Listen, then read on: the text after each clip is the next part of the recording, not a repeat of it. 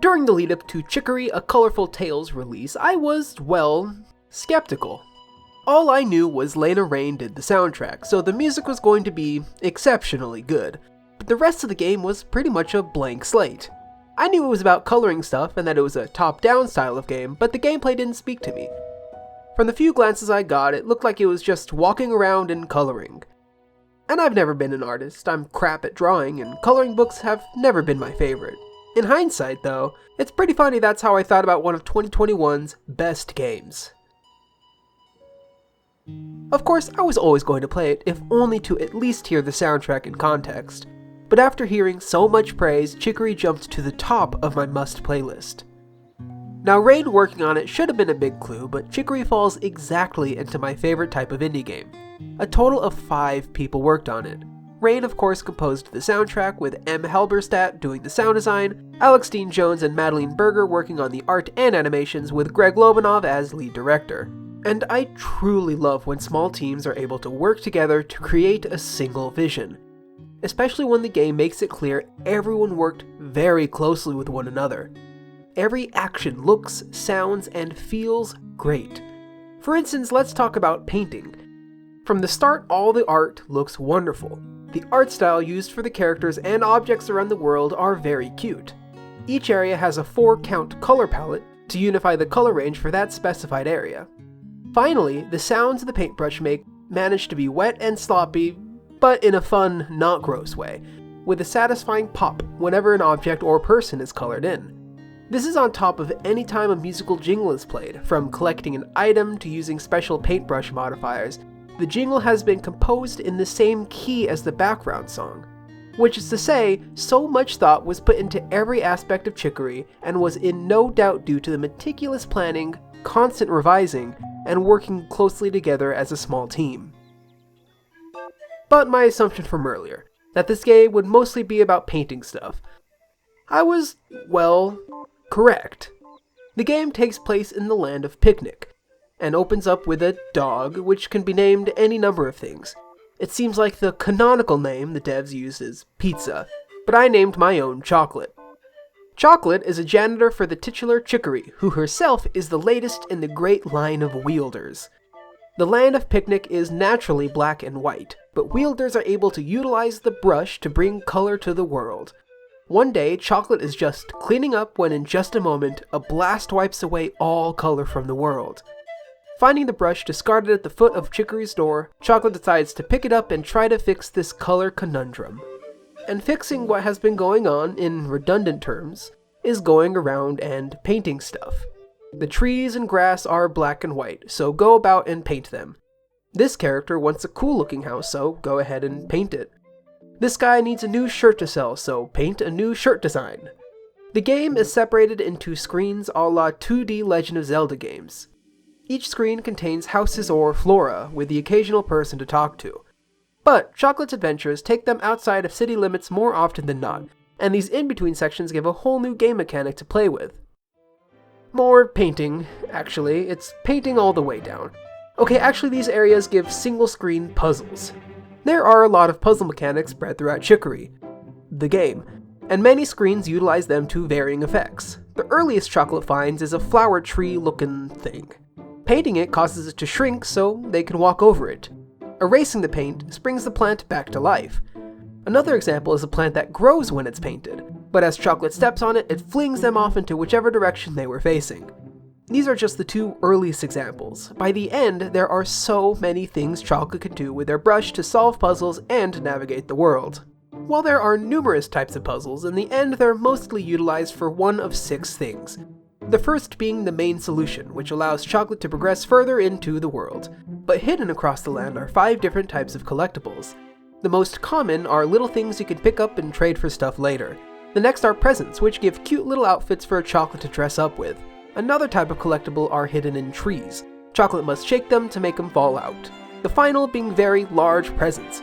These presents are much rarer, usually require solving much more mechanically dense puzzles, and sometimes are behind a well-hidden path to a new screen. These extra large presents give Chocolate a new brush style, which allows them to paint in a new pattern.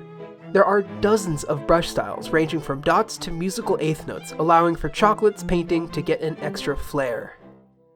At the end of the main path, Chocolate usually finds themselves at a dungeon with a boss to face. The bosses in Chicory are, for the most part, fine. They consist of avoiding pretty well telegraphed attacks synchronized with the battle music, and fighting back with a brush when possible. The actual mechanics never really did it for me, but each boss is accompanied with really good writing and the music is hype as hell, making every fight feel impactful. It also helps that after beating a boss, the brush grants Chicory a new power. These powers are usually simple things like jumping or making the paint glow in the dark, but each power-up is well utilized in puzzle solving and often they make moving around the game feel much better. The story, notably the character work, is Chicory, the game's greatest asset. Chocolate is able to talk to everyone during their travel. Every character character in their own right. Chocolate has loving parents, a really cool younger sister, and meets surprisingly fleshed out people along the way too. There's a cat mom with too much junk, a tiny bird prone to getting lost. My personal favorite was a fox working on their self-confidence.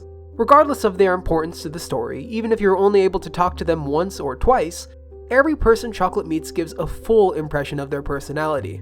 There are a handful of towns in Picnic, each with various amounts of inhabitants. Some will ask Chocolate for favors, others just want to talk for a bit. And after all the favors are finished, after their dialogue is exhausted, as the game progresses and new in-world events occur, many will have new things to discuss. This makes it so the land of Picnic feels like it actually exists, that the people there are real and you're trying to save them for an actual reason. One of my favorite interactions was a communist describing how truly awful an idea capitalism is, or the reoccurring NPC that is clearly just a few children in a trench coat. The main crux of the story hinges on Chocolate and Chicory. Chocolate has always looked up to Chicory, believing her to be one of the greatest wielders ever. Chicory had worked her entire life to become the wielder, but one day just stopped. As Chocolate progresses through their adventure, attempting to recolor the world, their main goal is to try to help Chicory back to her feet, to help find out what's wrong, why she abandoned her cause. As Chocolate and Chicory, the character, become closer, the game Chicory does a superb job of diving into really dark topics. Chicory, the character, is depressed, and is suffering from imposter syndrome. Chocolate tries to be upbeat, but winds up having a compulsion to help everyone they meet, regardless of the task or how nice they ask for it.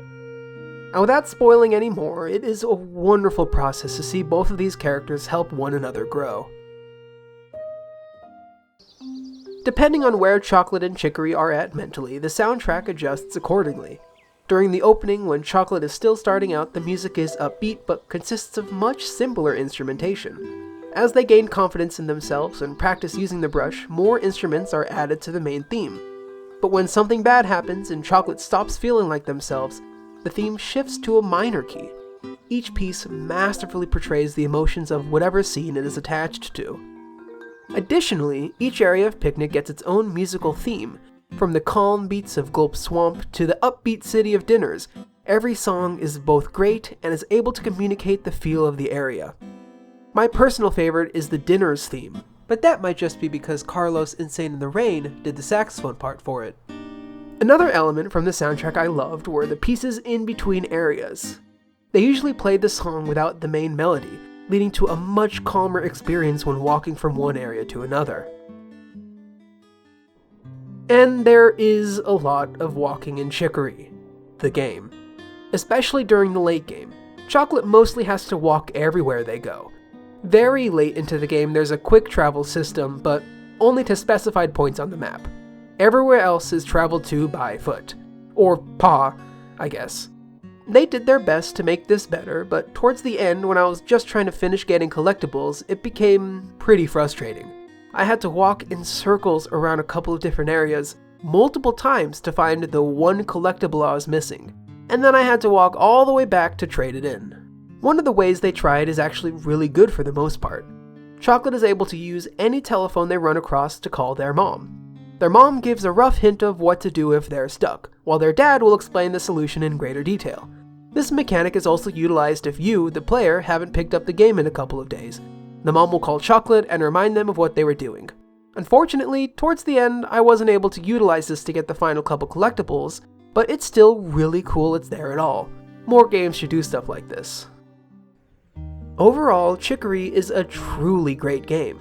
While I was never a good artist in real life, one of the main themes of the game is you don't really have to be.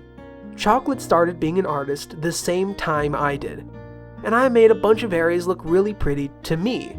They're not the most complex, in some part due to the detailed coloring on the PS5 controller, well, sucking, but mostly because I'm just not artistic in that way. But even on a controller, painting always felt good enough. There's so much more I could talk about the music, from how the main theme is utilized incredibly throughout each piece, to how every instrument was recorded. I especially loved hearing the pedals during the piano pieces. And I could also go into more detail about how all the puzzles are weaved throughout each area in thematically perfect ways, or how more specific story beats worked so well. Shout out to every major moment Chicory and Chocolate spent together. But I don't have all day, so in short, the game is really fun to play. The puzzles are all very well designed, the music is fantastic, and the story is incredibly well done. In the description I put a thread on some of the smaller features in the game that made it feel so good to play, so after you finish the game I highly recommend just seeing how much details the devs focused on. Anyway, if you haven't gotten around to it, pick up Chicory, the game, not the plant, today. I give Chicory a colorful tale a pickle out of 10. Anyway, thank you for watching. In the comments, let me know what game I should review next. While you're down there, like and subscribe if you'd like to. I am @Mario8 on all my socials. Links are all in the doobly-doo. I hope you enjoyed. See you next time.